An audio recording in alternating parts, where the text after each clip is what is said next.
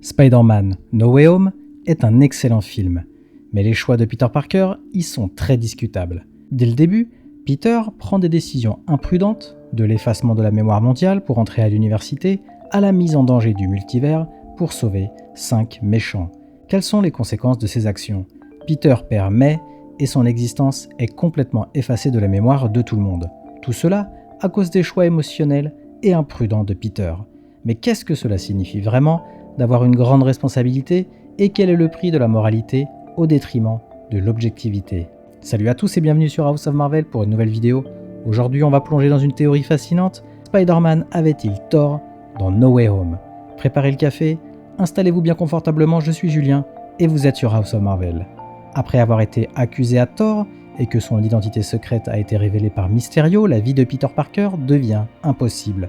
Le public se retourne contre lui et il perd toute forme de vie privée. Pire encore, ses proches souffrent à cause de lui. Cela mène Peter à demander à Doctor Strange de lancer un sort qui effacera la mémoire du monde entier. Mais est-ce que cela semble être une bonne idée ? Il y a tellement de choses qui clochent avec ce choix. Même avant d'entrer dans la crise multiverselle du film, les implications morales d'effacer la mémoire mondiale sont profondément à remettre en question. Peter demande essentiellement à laver le cerveau de toute la planète. Première question, est-ce juste de priver des milliards de personnes de leur libre arbitre et de leurs souvenirs ? Stephen Strange partage également une grande partie de la responsabilité pour avoir décidé de lancer ce sort en premier lieu. C'est un grave abus de ses capacités magiques. Et que dire de Peter ? Il n'a même pas pensé à plaider sa cause auprès du comité d'admission du MIT avant de demander à Strange de laver le cerveau du monde entier. Cela en dit long sur la négligence de Peter à ce moment-là. Lorsque Mysterio révèle l'identité secrète de Peter, sa vie change radicalement. Imaginez une vie où chaque mouvement est scruté, chaque action est critiquée. Peter, submergé par le désespoir, cherche une solution rapide et magique. Peter avait de nombreuses autres options avant de recourir à une solution magique. Il aurait pu trouver des moyens de changer l'opinion publique ou de se faire admettre au MIT autrement. Peter est plutôt privilégié avec de nombreuses connexions, des amis, des outils à sa disposition pour améliorer cette situation terrible pour lui-même. Pourtant, il a agi comme un enfant gâté qui croit qu'il est tellement important qu'il avait besoin d'un sort magique pour résoudre tous ses problèmes. Cela le rend également plutôt hypocrite compte tenu de ses choix ultérieurs dans le film. Peter décide d'aider les vilains multiversels malgré les avertissements de Doctor Strange sur les dangers de cette action. Strange lui dit clairement que l'existence de ces vilains menace la réalité. Peter est prêt à risquer des milliards de vies pour en sauver seulement 5. Il croit aussi qu'il est éthique de ne pas renvoyer ces vilains à leur mort prédéterminée car cela équivaut à les tuer lui-même. Il valorise la vie humaine plus que tout, mais Peter ne reconnaît pas que les circonstances de ces vilains sont complètement différentes. Il ne s'agit pas d'éthique ici, mais d'objectivité. Les décisions de Peter sont souvent impulsives, guidées par ses émotions plutôt que par la raison. C'est aussi pour ça que nous aimons Spider-Man. Il est compréhensible qu'un jeune homme, sous une telle pression, fasse de telles erreurs. Mais les conséquences de ses actions sont trop grandes pour être ignorées. Peter n'a pas pris le temps de considérer toutes les alternatives, ni de comprendre pleinement les répercussions de ses choix. Doctor Strange, en revanche, a une perspective plus large. En tant que sorcier suprême, il comprend les dangers inhérents à la manipulation de la réalité et des sorts. Cependant, son choix d'aider Peter montre aussi une faille dans son jugement, mettant en lumière les complexités morales auxquelles même les héros doivent faire face. Peter fait des choix basés sur ses émotions, ce qui montre qu'il a une forte boussole morale. Cependant, les émotions peuvent aussi entraîner des actions impulsives et mal réfléchies.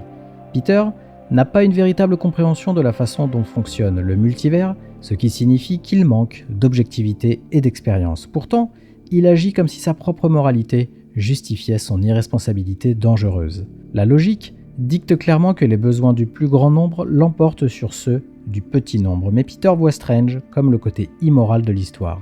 Le conflit entre Peter et Strange souligne une différence fondamentale des valeurs. Peter, en tant que jeune héros, est motivé par une forte volonté de sauver tout le monde, même au détriment du plus grand nombre. Strange, lui, ayant vu les conséquences de l'interférence magique, adopte une approche plus pragmatique, priorisant la stabilité du multivers sur le sauvetage individuel. Cette différence entre l'idéalisme de Peter et le pragmatisme de Strange reflète un conflit classique dans la philosophie morale. L'utilitarisme, la doctrine selon laquelle les actions sont justifiées si elles bénéficient au plus grand nombre, s'oppose ici à une éthique de la vertu qui valorise chaque vie individuelle indépendamment des conséquences.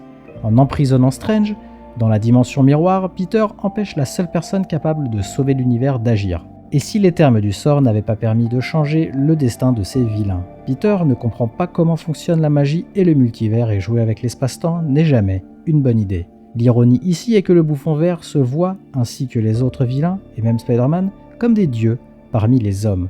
Ce complexe divin permet au bouffon de justifier ses actions les plus tordues. De la même manière, Peter justifie ses décisions par la moralité. Mais est-ce vraiment moral pour un seul adolescent de prendre des décisions qui affectent des milliards de vies? Les faits objectifs sont les suivants. L'existence des vilains met en danger l'univers et ils doivent être renvoyés dans leur timeline pour éviter de déchirer le tissu de la réalité. Pourtant, Peter refuse de voir cela. Il risque non seulement son propre univers, mais potentiellement plusieurs autres.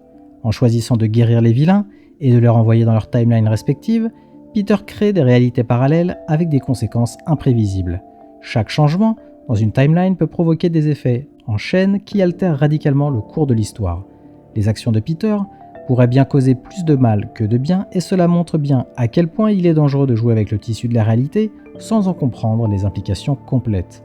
Le retour des vilains dans leur timeline avec leurs nouvelles conditions pourrait créer de nouvelles ramifications imprévisibles. Par exemple, si Norman Osborn revient juste avant sa mort, il pourrait éviter son destin, ce qui changerait radicalement l'avenir de son univers.